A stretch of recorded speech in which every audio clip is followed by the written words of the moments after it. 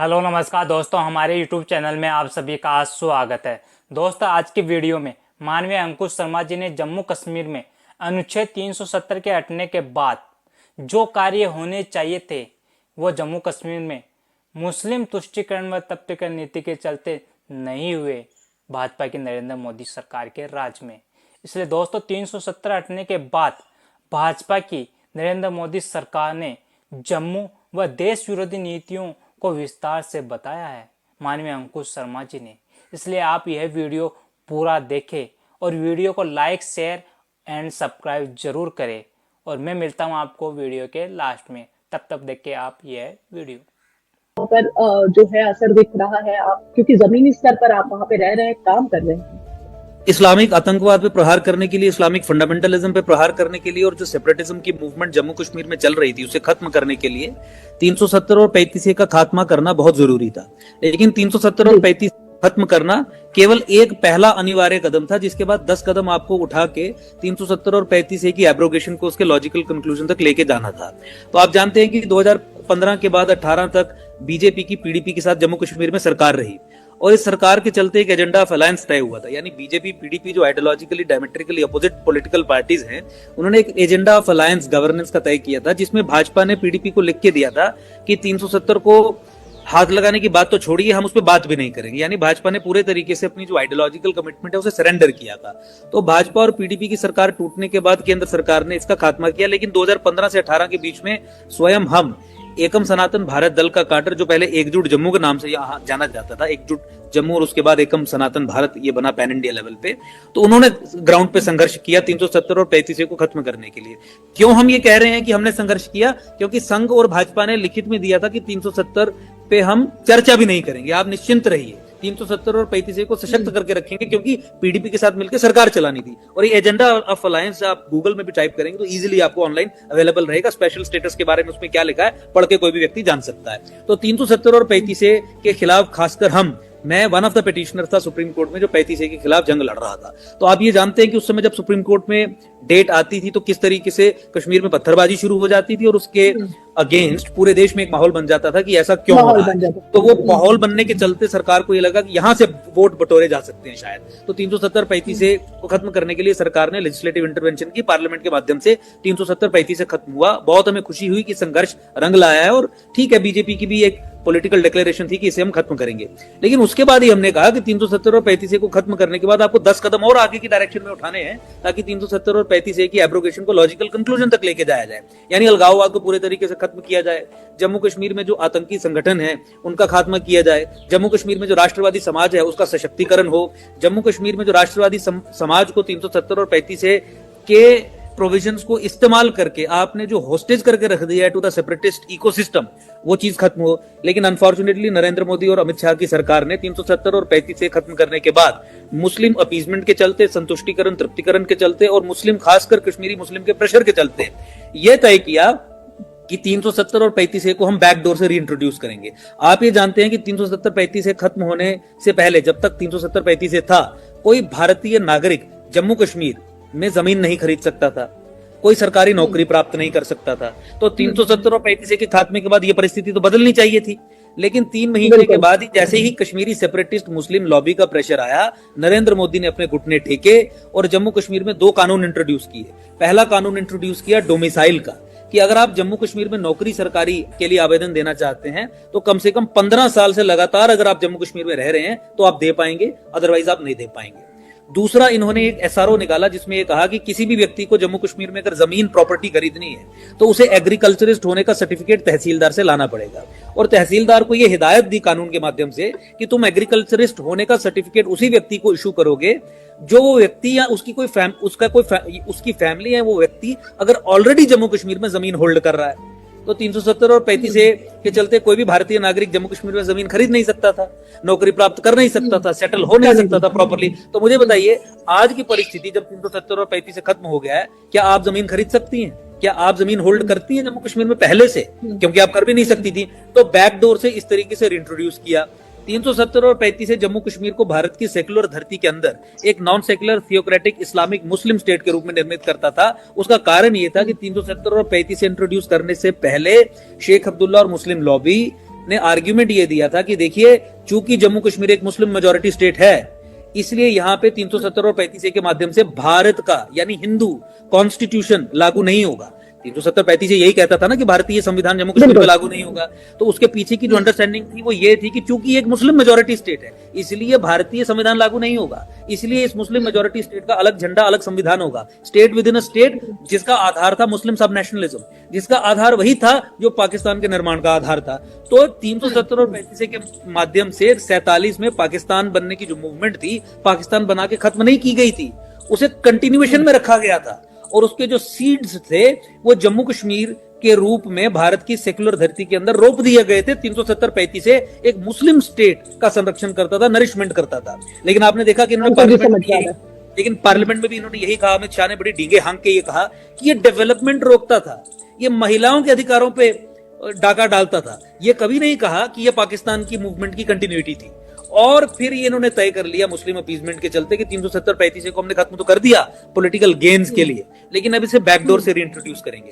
370 और 35 के माध्यम से ऐसा इकोसिस्टम बना था जो ये सुनिश्चित करता था दिल्ली और Kashmiri Muslim establishment, Delhi as an Indian state irrespective of the prime ministers, कि जम्मू कश्मीर में लोकतंत्र का चेहरा और लोकतंत्र की कमान यानी पॉलिटिकल पावर वो कश्मीरी मुसलमान के पास रहे। मुस्लिम वर्ड में इसलिए अंडरलाइन कर रहा हूं क्योंकि मुस्लिम सब नेशनलिज्म के आधार पर ही स्टेट का निर्माण हुआ था। ये सेक्युलर स्टेट नहीं थी, ये एक non secular theocratic Islamic state थी।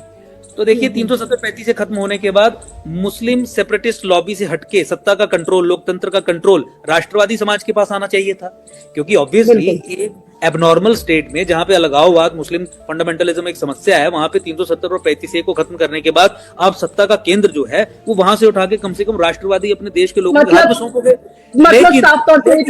लेकिन और ये कंट्रोल किस तरीके से किया जाता था? एंश्योर सेंसस ऑपरेशंस तक को फज करके हमने पब्लिक डोमेन में लाके ये एस्टैब्लिश किया कि 2011 का, 2001 का, 1981 का, 1961 का जितने भी सेंसस ऑपरेशंस जम्मू कश्मीर में हुए, क्योंकि 370-35 के कारण जम्मू कश्मीर का अपना एक सेंसस कमिश्नर अपॉइंट कर दिया जाता था जो सारी फिडलिंग और फजिंग करता था अब्दुल्ला के कहने पे, मुफ्तियों के कहने पे, क्योंकि उनके हाथ में सत्ता रहनी थी। हमने साबित कर दिया कि 2011 का सेंसस फ्रॉड और फज्ड है। 370 और 35 से आपने खत्म किया है। 2011 के सेंसस के आधार पर डिलिमिटेशन मत करवाइए। डिलिमिटेशन मतलब क्या कि आज जब डेमोक्रेसी को रिस्टोर किया जाएगा पोस्ट एब्रोगेशन, तो कितनी सीटें कश्मीरी मुसलमानों को दी जाएंगी, कितनी सीटें जम्मू संभाग के राष्ट्रवादी समाज को दी जाएगी, ये तय होना था। 90 मेंबर असेंबली की डिलिमिटेशन होनी थी। हमने कहा कि 2021 के सेंसस के आधार पर करवाओ, फेयर सेंसस है। जम्मू संभाग, राष्ट्रवादी संभाग जो है 10 जिले, इसका एरिया 3 गुना बढ़ा है कश्मीर वैली से। सारे पैरामीटर्स को एस्टैब्लिश करके हमने कहा कि आप 90 में से 50 सीट्स जम्मू संभाग को दे सकते हो और 40 सीटें आप कश्मीर को दोगे। और भाजपा ने लिखित में ये मानने के बाद, जब हमने सबूत रखे कि 2011 का सेंसस फ्रॉड है, फज्ड है, प्रो मुस्लिम है, हिंदुओं की, सिखों की जनसंख्या को 10-10 लाख तक घटा दिया है। रेट ऑफ ग्रोथ, जो डेकेडल रेट ऑफ ग्रोथ होता है, उसमें जो एनॉमलीज थी जब हमने सामने रखी, तो बीजेपी ने लिख के डिलिमिटेशन कमीशन को दिया कि हाँ, बीजेपी भी एज अ पार्टी मानती है कि 2011 का सेंसस फ्रॉड है, फज्ड है, एंटी हिंदू है, एंटी जम्मू है, एंटी नेशनलिस्ट है, प्रो सेपरेटिस्ट, प्रो मुस्लिम है। उसके बावजूद भी नरेंद्र मोदी ने यह तय किया कि मैं 2011 के सेंसस के आधार पर ही जम्मू कश्मीर में डिलिमिटेशन करवाऊंगा और 47 सीट्स कश्मीर को दे दी और राष्ट्रवादी समाज को 43 सीट्स पे सीमित कर दिया। अब जम्मू संभाग में भी मुस्लिम पॉकेट्स हैं, 10 के करीब सीटें बनती हैं जो NC-PDP Kashmir based political parties को 100% जाती है। तो इफेक्टिवली 90 में से 57 seats Kashmiri Muslim separatist lobby के पास है जो डिस्गाइज्ड है as mainstream political parties, और 30-32 सीटें जम्मू संभाग के राष्ट्रवादी समाज के पास हैं केवल, जो 50 और 40 हो सकता था।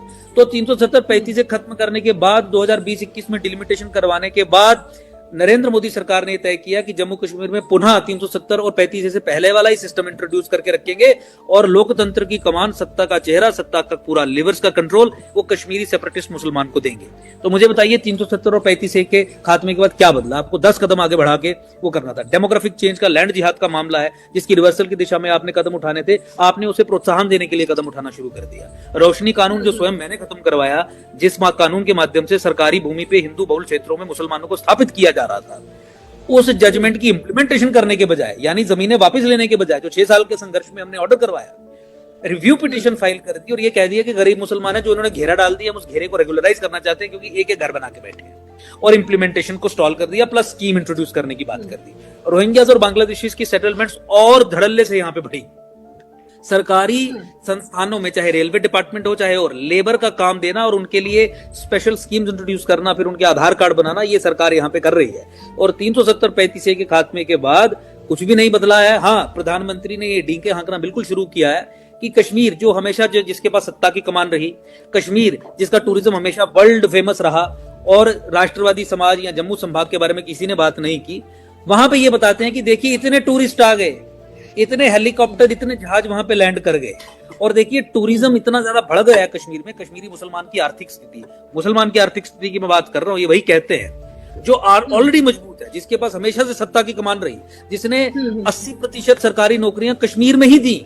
चाहे आप मेरिट में हैं, मेरिट में नहीं, आपको नौकरी नहीं मिलेगी, वो 20% में ही आपको रहना, चाहे कितने भी मेरिटोरियस है, अगर आप हिंदू हैं, अगर आप सिख हैं, अगर आप जम्मू संभाग के रहने वाले हैं। तो उनके सशक्तिकरण के लिए फिर से ये काम शुरू कर रहे हैं। आप हमेशा देखेंगे कश्मीर G20 की मीटिंग हुई, वर्किंग ग्रुप जो टूरिज्म पे था वो कश्मीर में आया, वो जम्मू संभाग में नहीं आया, जबकि जम्मू। तो मेरा कहने का ये मतलब है कि नॉर्मलसी को दिखाने का प्रयास भी कश्मीरी मुसलमान की सशक्तिकरण के दृष्टिकोण से ही करते हैं, और ये नॉर्मलसी का आधार बनाते हैं स्टैटिस्टिक्स को।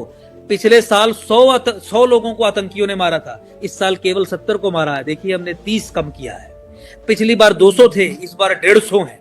तो ये स्टैटिस्टिक्स की गेम खेल के आपको बताने का प्रयास करते हैं कि चीजें अंडर कंट्रोल है, जबकि जो institutions of radicalisation and indoctrination है मुस्लिम, वो धड़ल्ले से बढ़े हैं, सरकारी मदद से बढ़े हैं। जमाते इस्लामी जो बैन हुई, उसके इंफ्रास्ट्रक्चर पे हाथ ना डालने का जो निर्णय है वो सरकार ने लिया, यानी कागजों पे बैन है, ग्राउंड पे पूरा काम कर रहे हैं। अहले हदीस जो लश्कर तैयबा की मदर आइडियोलॉजिकल डॉक्ट्रिनल ऑर्गेनाइजेशन है, उस पे बैन लगाने के लिए हम इतने सालों से चिल्ला रहे हैं, उस पे बैन नहीं लगा रहे हैं। और उनका जो इंफ्रास्ट्रक्चर है, जहां पे वो हिंदुस्तान और हिंदुओं की डिस्ट्रक्शन के बारे में प्लानिंग, एग्जीक्यूशन और जिहाद प्रोड्यूसिंग टेरर फैक्ट्रीज होने का काम करते हैं, वो सरकारी मदद से यहाँ पे चलती है। उनकी मेन स्ट्रीमिंग की जाती है, सिविल सोसाइटी ग्रुप्स का चोला उन्हें पहना के पुलिस वाले और आर्मी वाले अपने साथ बैठा के शांति का प्रचार प्रसार करने की बात करते हैं। और अंडरस्टैंडिंग यही है कि जमाते इस्लामी हो, अहले हदीस हो, सरकार इन्हें काम करने दे अपना जो कर रही है, इनसे रिश्ते अच्छे रखे, इनको इस्तेमाल करके केवल हिंदू किलिंग्स को टॉलरेबल लिमिट्स में रखे। यार 100 मत मारना, 10-12 मार देना।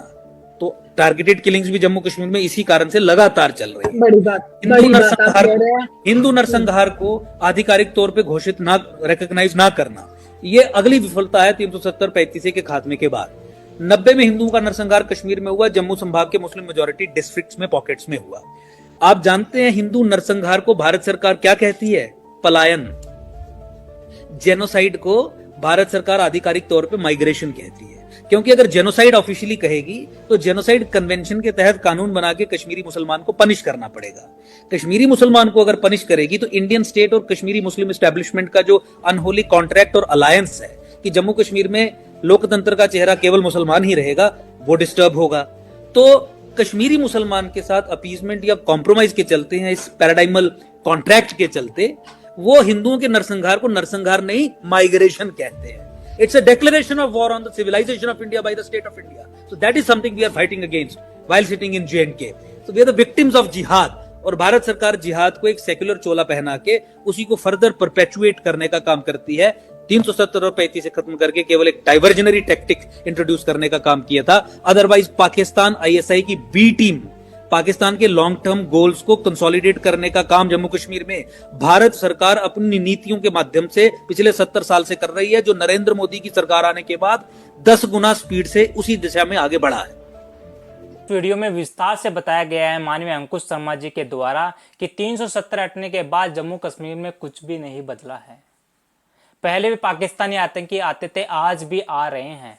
पहले भी 17 का कंट्रोल कश्मीरी मुस्लिमों के पास था, आज भी संपूर्ण विकास कश्मीर में ही हो रहा है। जम्मू जो हिंदू बहुल है उसकी अनदेखी आज भी हो रही है और पहले भी हो रही थी भाजपा की नरेंद्र मोदी सरकार में। दोस्तों, अनुच्छेद 370 जब 2019 में हटाया गया था तब भाजपा की नरेंद्र मोदी सरकार द्वारा देश को यह बताया गया था कि 370 हटने के बाद भारत का कोई भी नागरिक अब जम्मू कश्मीर में बस सकेगा, वहां जमीन खरीद सकेगा, वहां नौकरी कर सकेगा, वहां व्यापार कर सकेगा। लेकिन दोस्तों, ये सब के सब भाजपा की नरेंद्र मोदी सरकार के जुमले साबित हुए। आज 2023 चल रहा है, आज तक एक भी भारतीय को कश्मीर में बसाया नहीं जा सका है भाजपा की नरेंद्र मोदी सरकार में। उल्टा भाजपा की नरेंद्र मोदी सरकार ने बैकडोर से 370 को पुनः लागू करने का कार्य किया है, कुछ क्लॉज लाकर, ताकि एक भी सनातनी को वहां जम्मू कश्मीर में बसाया न जा सके। उल्टा रोहिंग्याओं को व बांग्लादेशियों को धड़ल्ले से कश्मीर में बसाया जा रहा है भाजपा की नरेंद्र मोदी सरकार की निगरानी में। उन पर कोई कार्रवाई नहीं की जा रही है, उल्टा उन पर रोहिंग्याओं को सरकारी सुविधा दी जा रही है।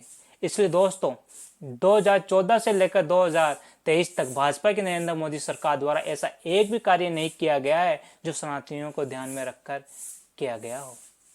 जब भी किसी मंदिर के लिए सड़क या कॉरिडोर बनाया जाता है तो सरकार आस्था को ध्यान में नहीं रखती, उल्टा यह देखती है कि इस सड़क व कॉरिडोर से यहाँ कितना टूरिज्म बढ़ेगा, जिससे सरकार की आमदनी बढ़ेगी, क्योंकि मंदिरों से आने वाला दान तो सरकार वैसे भी मलेच्छों को लुटा रही है।